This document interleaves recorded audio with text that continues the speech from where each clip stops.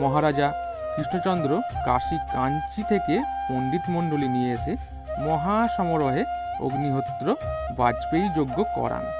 পণ্ডিত মণ্ডলী কৃষ্ণচন্দ্রকে অগ্নিহোত্রী বাজপেয়ী আখ্যান করেন আর বলেন, শিবনিবাস যারা দর্শন করবে তারা কাশীর সমূহ পুণ্য প্রাপ্তি করবেন। সেই জন্য শিবনিবাস দর্শনে কাশীর পুণ্য হয়। মন্দিরটির নাম রাজরাজেশ্বর শিব মন্দির। নদীর ঘাট থেকেই নজরে পড়ে সুউচ্চ মন্দিরের চূড়ো, সামান্য হাঁটা পথ। বর্তমানে যদিও ব্রিজ পেরিয়ে সম্পূর্ণ মন্দিরের কাছেই পৌঁছে যাওয়া যায়। নদী পেরিয়ে এলে প্রথমে ডান দিকের মন্দিরটি সবচেয়ে উঁচু।